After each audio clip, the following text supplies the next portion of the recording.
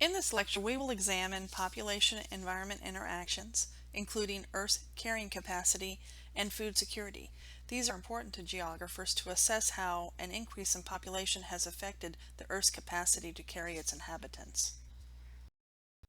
Now that we have gone through all the population fundamentals, this next section will deal with population-environment interactions. In other words, population ecology. Population ecology examines the impacts populations have on their environments as well as the ways in which environmental conditions affect people and their livelihoods. An English economist, Thomas Malthus, around 1800, the time when England was in stage 2 of the demographic transition, wanted to know if all people could enjoy prosperity and well-being at the same time. He did his research, and what he found out was that because of the rapid population growth experienced in stage 2, that surge in population was the cause of human poverty and misery. Specifically, this misery was due to food inadequacies. It was not being produced at the same pace as population growth. Therefore, he claimed that the number of people in a country would quickly exceed their food supply. Furthermore, he was convinced that the food supply would never catch up to the population growth unless positive checks would take place. Positive checks are things such as famine and disease which cause an increase in mortality and therefore decrease the population. According to him, people would also need to implement preventive checks to stop or slow down the population growth, such as postponing marriage and practicing sexual abstinence. It is a very fearful and pessimistic view.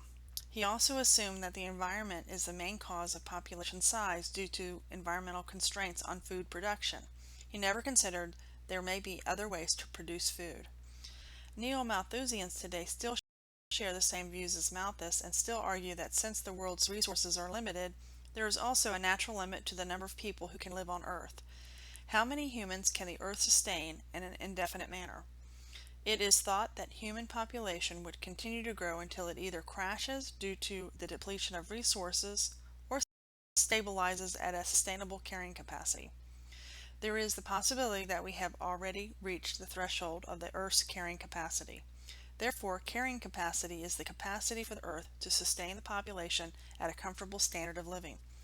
At this time, we really don't know if we have reached it or not. A critic of Malthus, Esther Boserup, a development theorist in the 1960s, basically argued that we could come up with innovative ways to expand our food supply and not rely so much on the environment and its constraints, which is the premise of the cornucopia theory. People who follow this theory do not believe the idea of carrying capacity, but see larger populations as a stimulus for economic growth and prosperity. History has shown that Malthus's argument was incorrect in two ways. First, population has not grown according to his estimations, and two, he failed to anticipate the food production could be expanded. The chart shows the agricultural production and population growth from 1970 to 2010. During that time, the world's population grew from 3.7 to 6.8 billion. Global production of cereal grains more than doubled, and global productions of livestock nearly tripled.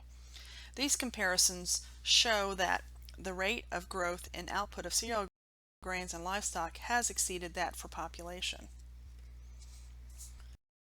If we don't have to worry about our food supply according to the cornucopia theory, what is food security and what is food insecurity? Food security is both physical and economic access to food that meets people's dietary needs as well as their food preferences and is built on three pillars. One, there are sufficient quantities of food available on a consistent basis.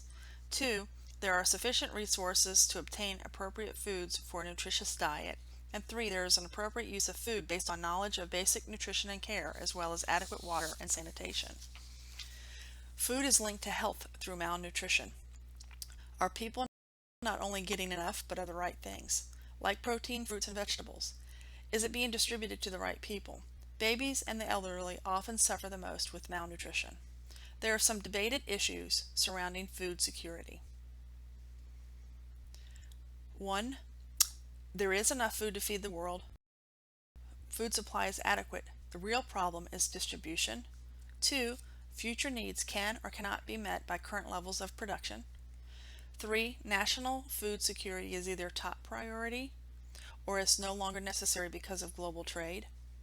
4. Globalization may or may not lead to the persistence of food insecurity and poverty in rural communities.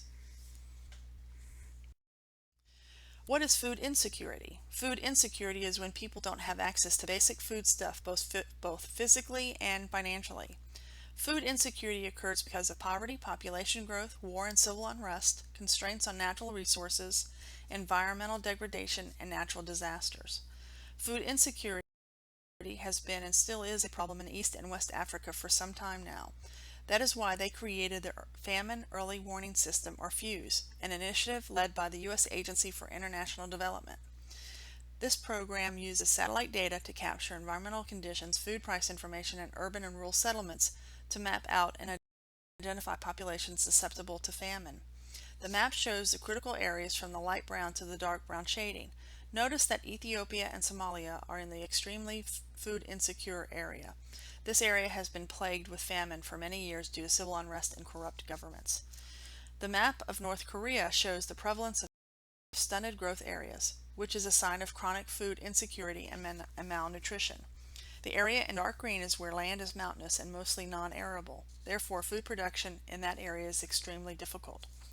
North Korea's food insecurity stems from poverty, environmental conditions, and a repressive government policy. Please pause the video and answer the following question. Do you think the world can support limitless population growth because of technological advancements, or is there a potential breaking point? Defend your position.